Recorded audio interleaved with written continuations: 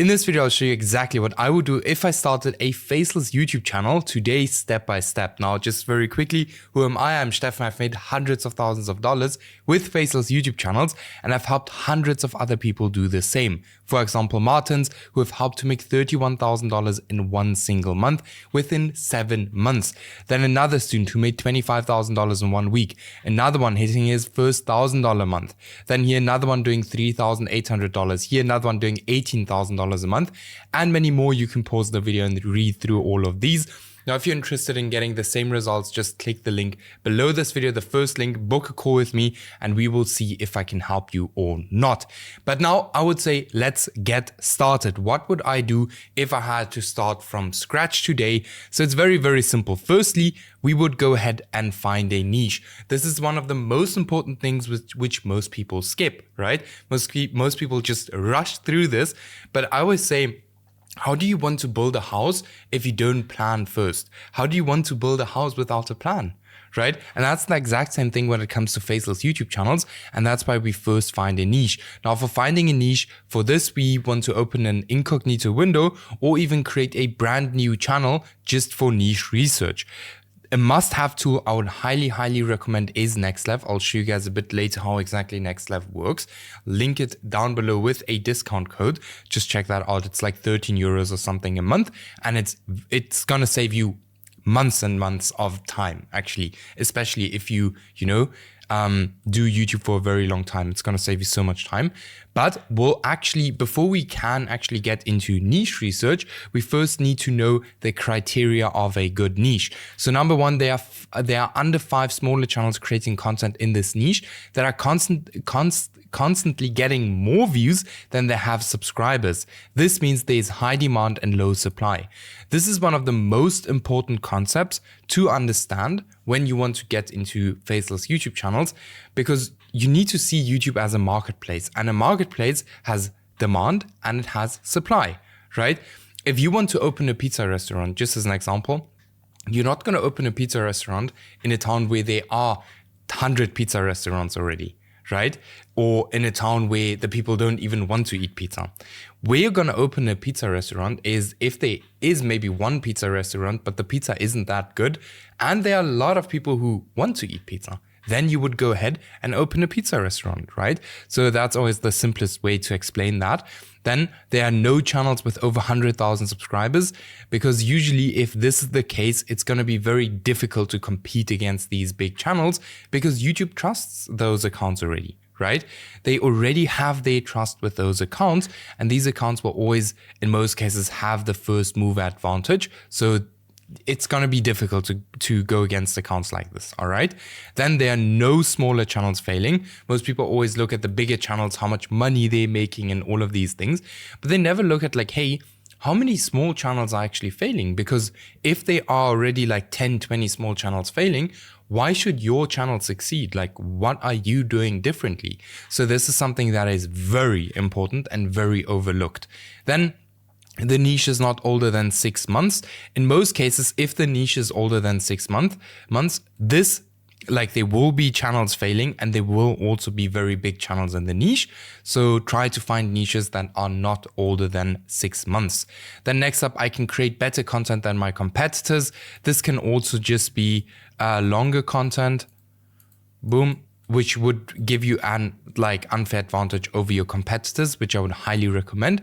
So what you basically do is you just take your competitor video length, right? Competitor length times 1.5 is equal to your video length. Okay, this is super important. Why? Because YouTube works. You need to keep in mind, like, YouTube wants to make a lot of money, right?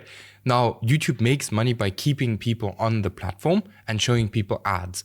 Now, the video who's going to keep a person on YouTube for the longest amount of time, that's the video that is actually going to get pushed by YouTube, because that actually makes YouTube money, right? Very, very simple. Then am I actually interested in this niche? This is not a must as long as you build a team that has interest in this niche, not that you post some very, very bad videos, okay? Then is the niche monetizable? That's also something you can check with ElevenLabs, for example. I'll show you guys how all of that works in a second. And then it's a huge bonus if you can actually post long videos. Like it's really a huge bonus. So let me now actually show you guys very quickly while this is opening. Just want to see if I'm in the right account. No, actually not. By the way, these videos are uncut. So if your attention span is like this, then just go away from my channel. All right. So as I've discussed in the beginning, there are two options how you can do niche research. So now we know how a good niche looks like. Now we actually need to go ahead and find one. So the second option we have is a brand new channel, right? Which I, for example, have here. It's just a normal YouTube account that's called Niche Research, where I just simply do niche research on, all right? Now on this account, what you will be doing is exactly what I will be doing now on an incognito window, just to show you guys how this works, right? And then your YouTube homepage is gonna actually get optimized where it comes to a point where YouTube is automatically, you know, handing you niches on your YouTube homepage. Let's say, for example, this channel here, 150 videos. How many views did this channel get until now? Let's have a look. And you can see this channel is, I'm not subscribed to this channel. It looks like an AI channel, 1.3 million views. It is an AI channel. So this channel is 3 months old, probably has a very high RPM. So this channel has probably made like $20,000 in the last 3 months, right? And YouTube is actually handing me these channels on my YouTube homepage, all right? Here's another one. Okay, this one is a bit bigger. But let me show you guys how you can actually optimize your YouTube homepage. So what you do is you just come to search, right? Just imagine you're actually signed into an account here now. You literally just come to search and then you can look up anything you are interested in. For me now, just as an example, the biggest houses, right? Then we click on the huge mansions and sprawling estates. All right, click on the first video. Let this video play and make sure that you only click on faceless videos, all right? Then we already go to the next video. Make sure that you only click on faceless videos. You can subscribe to the channels, you can like the video, you can do all of that. Then we go to the next one.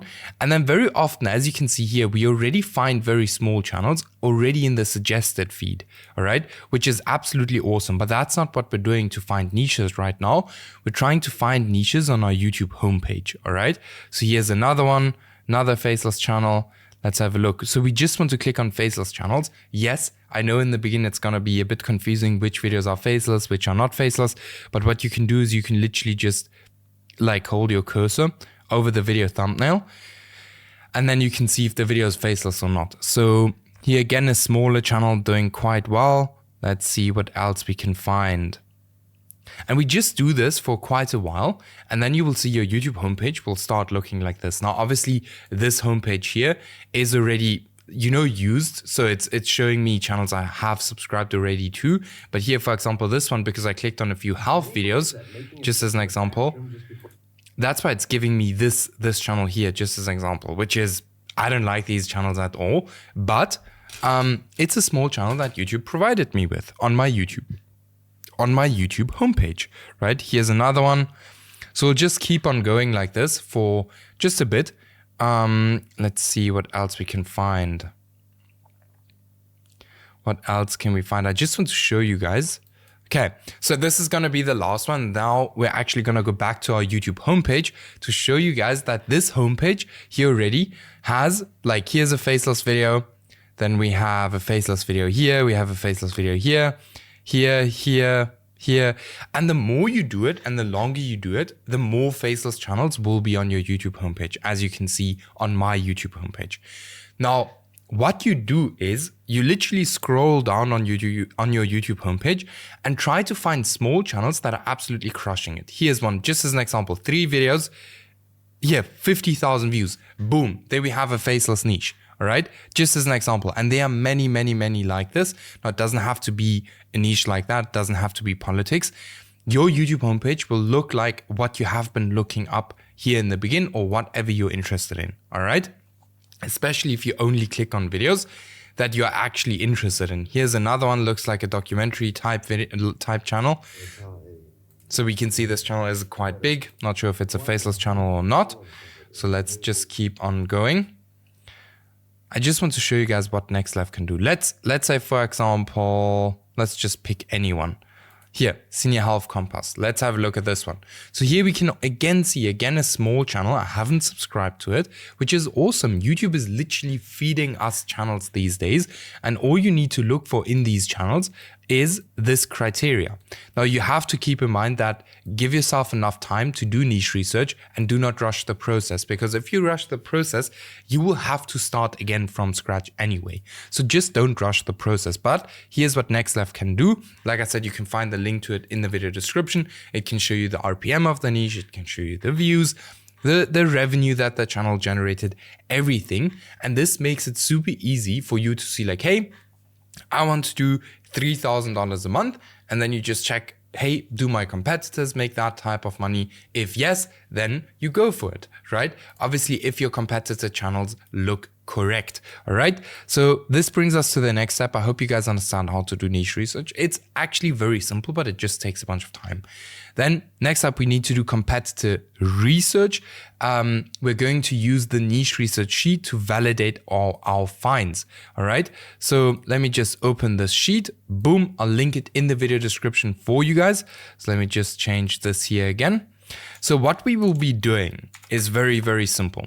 So as we scroll on our YouTube homepage and find niches, we will always copy the link and first paste it here into the broad research, right? So channel name, link, topic, niche, monthly views, subscribers, estimated revenue, total videos uploaded, channel start, still uploading videos, yes or no, can AI be used, yes or no, and then how can I mimic and apply this, add value, longer videos, better thumbnails, better scripts, like how exactly can you make the videos better?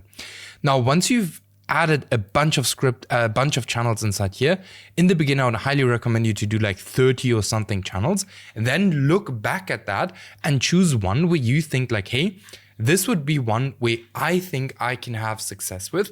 As I've already mentioned, something that is as close as possible to the niche criteria, right?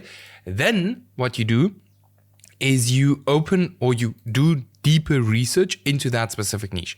How you do it with NextLab, and that's why I say it's so worth it. You just click here, you could just come to similar channels, in-depth search, just search like this, very, very simple. And then NextLab is now actually, as you can see, it's giving you a bunch of channels in this exact same niche, right? Now, what you do then is you actually come here and you would change this to health niche. And then you just add all of the health channels inside here, right? With the revenue and everything. And what it's actually going to do is it's going to give you the average revenue of the channels, the average views, the average subscriber growth, the average videos a month, and the average video length. So you have a broad overview of the niche and you can actually see like, hey, is this niche good or is it not good? What you also get is the checklist, right? Where you can very easily just see, hey, is the niche actually good or is it not that good? Right? So this is super, super important to do niche research and actually to do competitive research. If you don't do it, you're making your own life very difficult. All right. So then next up, we want to get our channel ready for posting. All right. Now, before we get into that, shadow bans are real and you guys have to keep that in mind. And I'm going to explain everything a bit later. And you guys need to know what is a trust score. All right. A trust score is very simple. How much YouTube actually trusts your account, all right? I'm gonna explain later in this video, like in the next 2 minutes, exactly how you can boost that to really make sure that YouTube actually trusts your account and pushes out your videos, all right? So we're gonna get to that.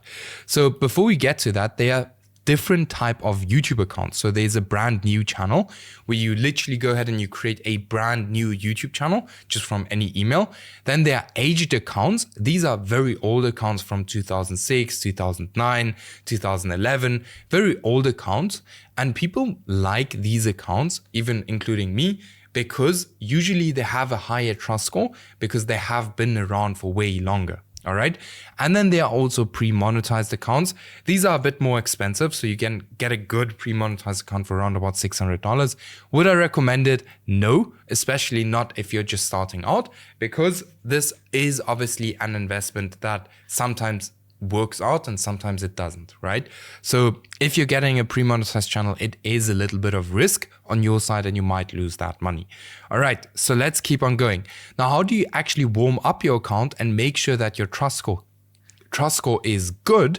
Very simple. So we're actually going to warm up our account, and how we do it is we create the account, then we use it as a normal user for like round about a week, watch 1 to 2 hours of content per day, subscribe, comment, like as you wish, but don't act as a bot because otherwise your trust score will tank. All right, very important. Do this for around about 1 week to lower risk of low trust score. This actually helps, right? Some people are against it, some people are for it. I can tell you that I've tested it and it actually helps. All right, so we all warm up our accounts, and what I would highly recommend you guys to do is to always have like 1 or 2 accounts, like just spare accounts that are always warmed up. All right, that are always ready to go, because otherwise, imagine you find a very good niche today and you have to wait a week to get started in that niche. All right, we always want to have speed when we're getting started. Then we're actually going to choose video topics. This is almost as important as choosing a niche. Always go for proven concepts, but never steal one-on-one, all right? This is very important. I see too many people stealing videos one-on-one, and this will not get you anywhere, except it will get you strikes and no views. So don't steal content one-on-one. And then what you guys need to understand is that there is supply and demand in video topics as well, right? So if you go ahead and you go to, for example, this channel here, just as an example, and you go ahead and you recreate the most popular video and it's already 5 months old. Firstly, that topic is extremely old. And secondly, hundreds of competitors have already recreated it. But this here, for example, on this channel here, this is actually 4 days old. So this would actually be a pretty good topic to now go ahead and recreate and create a better video, a longer video, a better video, more information. So choose outlier videos, but not just any outlier videos, new outlier videos. You don't want to recreate these videos. There is supply and demand in video topics, and these videos have probably already been recreated by hundreds of other people. All right, so then you just lock in your first video topics. Once you've done your niche research and your market research, it's going to be very easy to lock in like 5 video topics of very recent outlier videos. So here we can, for example, see the normal video doesn't even cross 1,000 views. Then we have this one, 200,000 views. So this is for sure an outlier video. It has performed way better than the average video on this channel. Then we obviously need to hire a team to create the videos for us. So for the script, we can use Upwork, or we could even just do it with AI, right? Let me know in the comments if you want to see some videos on scripting with AI. Then for the voiceover, we can do it with Fiverr, where you hire a real voice actor to do the voiceover, or we use ElevenLabs, right? Now, currently, there's actually an even way cheaper voiceover tool out there. Like, for example, here, GenAIPro, where you can get 50 million credits, here it is, for $140, which is extremely cheap. With ElevenLabs, you get for like $330, you get 3 million credits. All right.